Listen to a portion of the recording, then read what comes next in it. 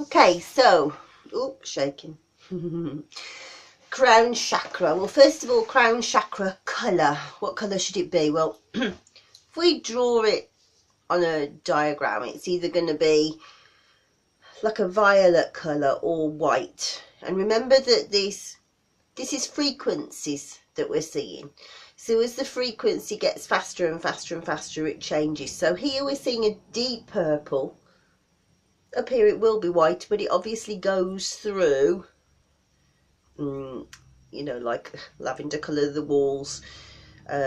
Lilacs, very, very pale, merging out to white. And the chakras are actually made up of like energetic fibres, and the crown chakra has the most amount of fibres with 972, and imagine them all like tendrils going out from us out into the ether, sort of tickling and sensing what's going on around us.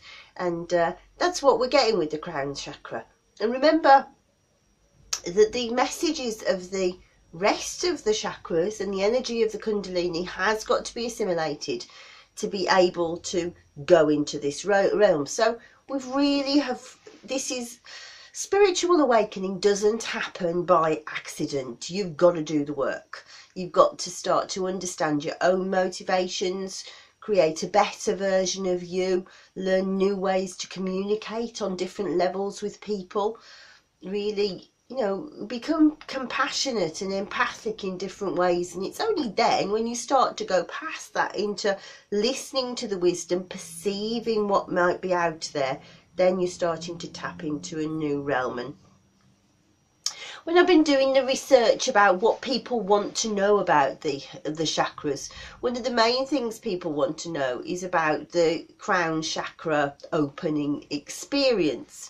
And certainly as it starts to open, as it starts to merge, then we start to get a whole new version of enlightenment. But from a medical point of view, if there is such a thing to say, it's like an oxymoron, isn't it? But we certainly don't want to have it open all of the time. Remember, the chakras are supposed to open and close, open and close. So if it's open all of the time, you're going to be leaking energy all over the place. And, you know, if you go to, you do see it at aromatherapy conventions, but you see it more at mind, body, spirit conventions, where people are walking around and they're like, oh, life's so beautiful, man. And they're off their planet and they've not done a day's work in their life. They're just working towards spiritual enlightenment, man. It's way, way too open. There's no grounding. There's no reality there at all. And, you know, this is a human experience. This is a real experience. It is grounded in bringing up our children, make sure they're fed, doing the washing up. All of that stuff is all very well. Being so damn enlightenment, man, I forgot to eat on my... Well, there's nothing in my fridge, man. I'm living on fresh air. We know people like that, and I suppose I have to say it's a marijuana thing as well. I mean, I lived with somebody for a long time who was completely off his trolley on it most of the time, and there was no grounding in reality. And this is smashed open, completely smashed open. So, although we do want the crown chakra to open, we want it balanced. We don't want imbalance, because, like I say, imbalance could mean off your head, but also if it's closed, there's going to be no enlightenment of any description. It's all about the physical plane, and that's not healthy either, is it? You know, we're having a human experience, but we're having an individual experience, and the only way that you can experience your own individual manifestation is to be able to tap into what's going on around you and wander to and fro to experiment. Well, is that me? No, that's not quite me. I'm really good at that. And you don't have that experience if it's too closed down. Physically, again, it's not really that different from brown medicine, because they're almost connected. You know, that it's in the head. And actually crown chakra is out of the head, isn't it? By the very definition, we're out of our head. But again, we're going to see headaches. Certainly crown chakra headache. I quite often get that. If I have, I'll tell you when it happens to me. If I've done some meditation, and I tend to do my meditation in the bath at the end of the night. And those who watch my videos often will know I live right next to a train track. And there's a train comes past at 11 o'clock, and just down the track there are two walkways across the train track, so it goes boom. Now if you're meditating, that really smashes you out of it, especially if you're half asleep, which usually I am. And then the next day, because I haven't physically gone through the process of closing my aura down, you know, protecting myself, going and grounding myself, the next day I'm like, wow, ow. And it is because I'm just getting everything's coming at me, and you just can't live day to day like that with everything coming in, because apart from anything else, you don't know what's reality, it's too much. It's like jumbled thinking all the time. I just can't concentrate. I can't think straight. That's you know, that's a crown chakra headache, and the chances are you just haven't sealed it down. So how does one seal it down? And perhaps we should have done this in the aura section. When you're doing your meditation, you're thinking about the different colours coming up. So your red, orange, yellow, green, blue, purple, white. And you picture yourself surrounded by golden light.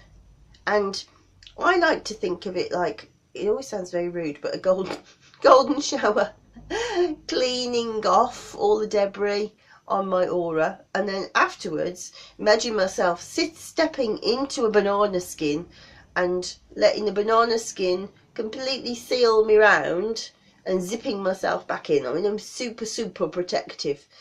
But if I haven't done that, the next day it's wide open, because I'm used to doing that. And that's when you get the crown chakra headache. So, you know, that's a really useful thing to learn to do, just that quick. And it is like locking the door. As fast as that, you know, you get practiced at being able to do it fast.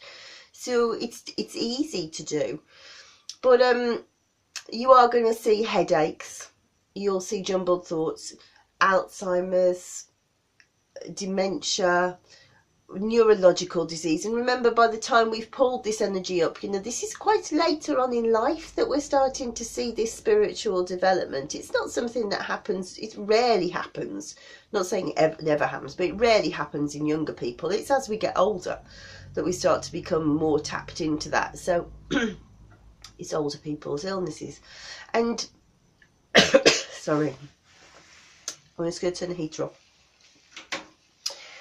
Dry as the heat.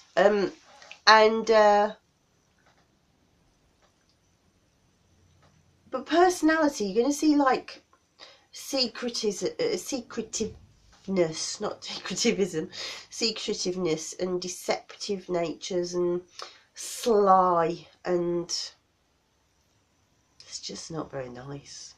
And it is that thing of it just can't explode into being good. It's stuck there. This is very interesting stuff.